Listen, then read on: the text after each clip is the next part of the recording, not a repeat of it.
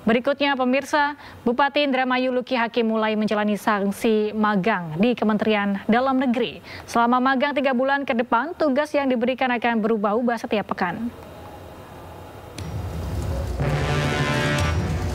Bupati Indramayu Luki Hakim mulai jalani sanksi magang di Kementerian Dalam Negeri Selasa 6 Mei 2025. Sanksi dijatuhkan kepada Luki Hakim pasca Bupati Indramayu ini bepergian ke Jepang saat libur Lebaran tanpa izin resmi. Hal ini melanggar surat edaran Kemendagri yang melarang kepala daerah ke luar negeri pada periode tersebut. Buntut dari pelesiran yang dilakukan Luki Hakim tanpa izin, Wakil Menteri Dalam Negeri Bima Arya tegaskan, Luki Hakim akan diberikan sanksi dengan mengikuti kegiatan di Kemendagri minimal 1 hari dalam seminggu. Meski begitu, Wamendagri sebut tugas magang Luki Hakim akan berubah dan berpindah setiap pekan selama 3 bulan masa sanksi di semua Ditjen Kemendagri. Kementerian Dalam Negeri memutuskan untuk menjatuhkan sanksi dalam bentuk pendalaman mengenai tata kelola politik pemerintahan dalam waktu 3 bulan dan paling tidak 1 hari dalam seminggu. Bupati Indramayu diwajibkan untuk hadir di lingkungan Kementerian Dalam Negeri.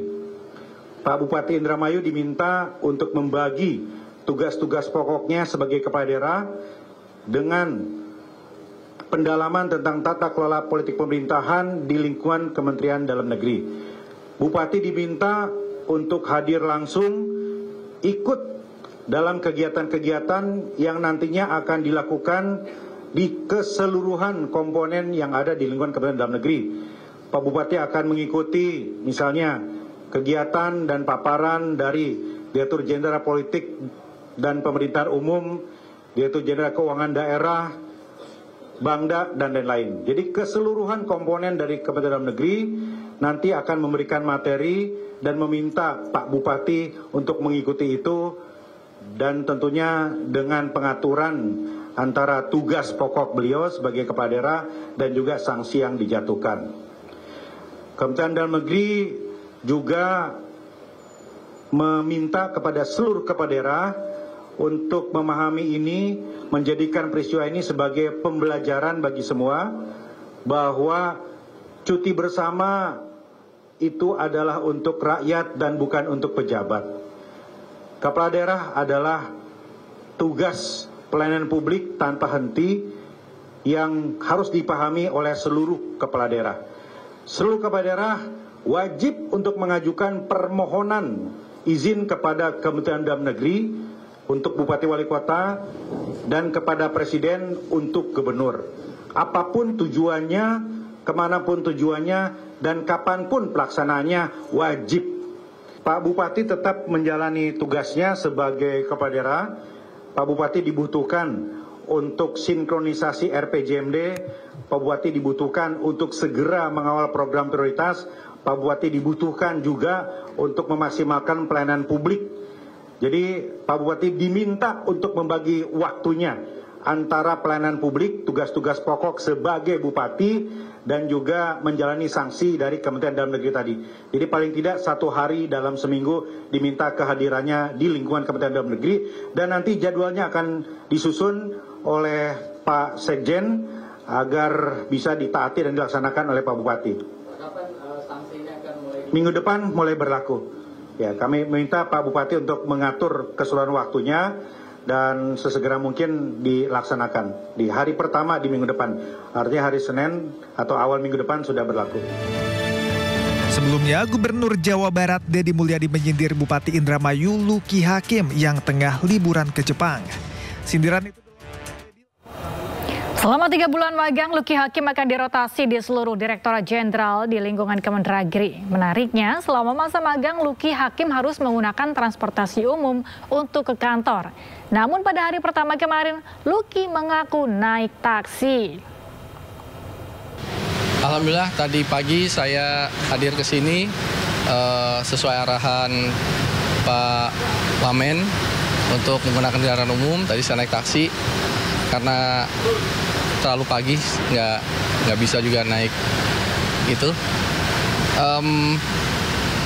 Menghadap Pak Menteri meminta arahan sebelum menjalankan selama 3 bulan, dan beliau mengarahkan, memberikan petunjuk. Tentu saya mengucapkan permohonan maaf karena ya sempat membuat gaduh lah atas kesalahan saya ini. Dan sekarang ini saya sedang menjalani sanksi di hari pertama, yaitu sanksi pembinaan. Dan kebetulan istilahnya kelas yang pertama bersama beliau, Bapak Safrizal, tentu akan banyak sekali hal-hal yang saya pelajari. Tadi pertama diajak jalan keliling dulu, beliau ngajak saya keliling-keliling orientasi gedung-gedung di sini, tempat-tempatnya. Setelah itu kelas pertama nanti akan akan dilakukan setiap hari Selasa insya Allah. Mungkin kalau Selasa depan ada karena hari libur ya, jadi beda, lengkap 1 hari selama 3 bulan. Dan nanti mungkin seperti arahan beliau, mungkin di bulan ketiga akan ada di PDN, mungkin insya Allah bisa bermalam di sana gitu. Anggota Komisi 10 DPR RI Ahmad Dhani dilaporkan ke Mahkamah Kehormatan Dewan atas dugaan pelanggaran etik. MKD sendiri telah memeriksa pihak pengadu. Musisi Ryan Pono melaporkan musisi Ahmad Dhani ke Mahkamah Kehormatan Dewan terkait dugaan penghinaan marga. Sebelumnya Ryan Pono telah melaporkan Ahmad Dhani ke Bareskrim Mabes Polri.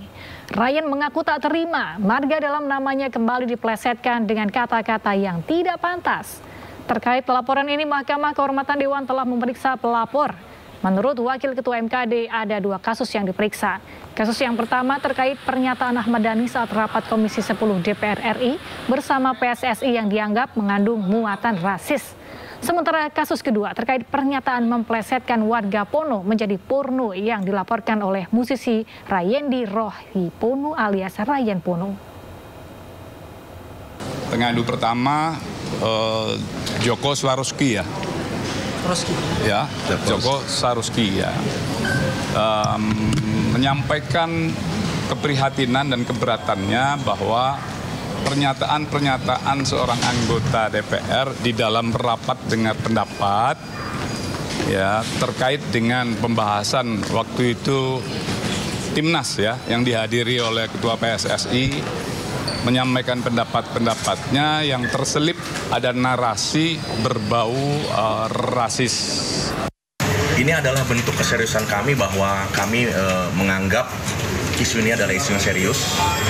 Isu yang dilakukan bukan hanya oleh seorang musisi, tapi Ahmad Dhani adalah memiliki entitas baru yaitu sebagai anggota.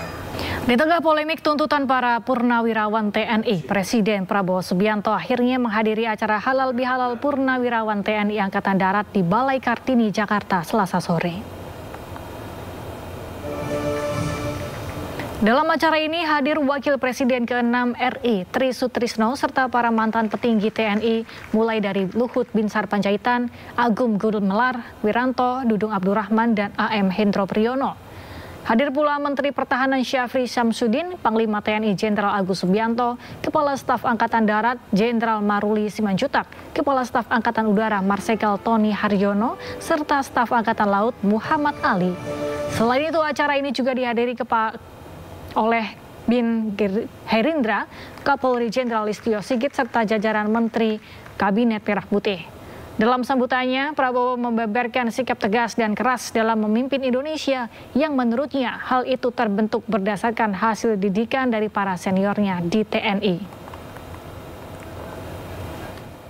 Dan saya, dalam pemerintahan yang saya pimpin, saya bertekad bahwa Indonesia dalam 5 tahun akan datang harus swasembada BBM, harus swasembada energi.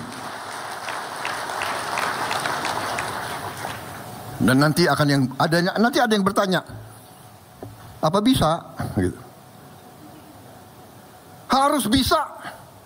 Nah ini semangat yang ditanamkan oleh Angkatan 45, semangat tidak mengenal menyerah, harus bisa. Merdeka atau mati. Berdiri di atas kaki kita sendiri.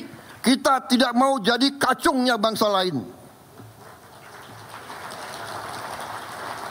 Kalau yang mau silakan, saya tidak mau.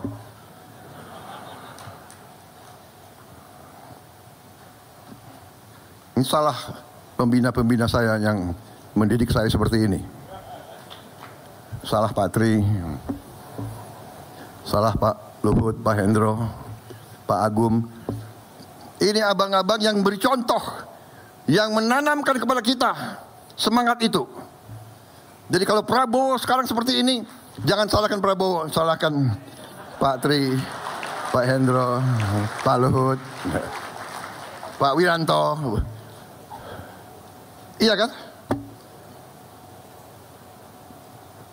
Loh, ini bapak-bapak didik saya seperti ini, ya apa boleh buat. Saya tidak mau tunduk kepada bangsa manapun.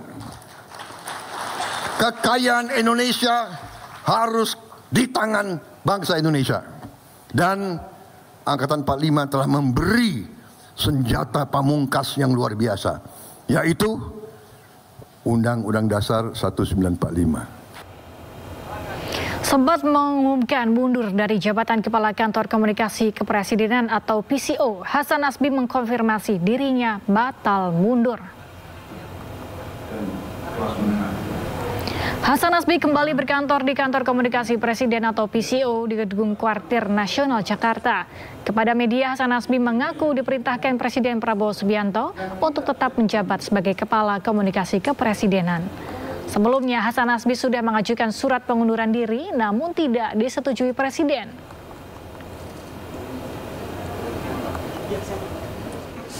Saya baru bertugas hari ini. Jadi kemarin saya ikut rapat kabinet, hari ini saya mulai ngantor lagi. Iya, gitu kira-kira. Memastikan komunikasi atau hubungan dengan istana masih berarti baik-baik aja ya, Bang? Hubungan tidak ada masalah. Jadi maksud saya gini, teman-teman, kemarin itu ada hal-hal yang mungkin memang tidak bisa saya atasi sama sekali. Dan ini bukan bukan kemarahan, bukan ngambek, bukan hard feeling, itu enggak. Jadi kita kan memang harus tahu aja batas kita sampai di mana untuk melakukan ini. Tapi dari Bapak Mensesnek dan Bapak Seskap kemudian menyatakan bahwa hal-hal yang kemarin kemudian tidak bisa diatasi, beliau berdua akan bantu mengatasinya gitu. Kalau boleh disampaikan apa yang kemudian hal-hal yang tidak bisa diatasi itu mungkin apa sih Bang sebenarnya, apa terkait komunikasi atau kebijakan? Yang jelas ke depan tentu akan lebih baik lagi, ya. Yang nggak usah dijabarkan lah. Insya Allah ke depan akan jauh lebih baik lagi. Oke, Pak. Terima kasih. Ya, cukup. Satu lagi. Ya, masih ada. Ya. Penasaran mungkin apa yang pada akhirnya membuat Bang Hasan ini menerima lagi ditunjuk sebagai kepala PCO? Saya kan loyal sama Presiden. Jadi tahu diri itu bukan sesuatu yang bertentangan dengan loyalitas kan.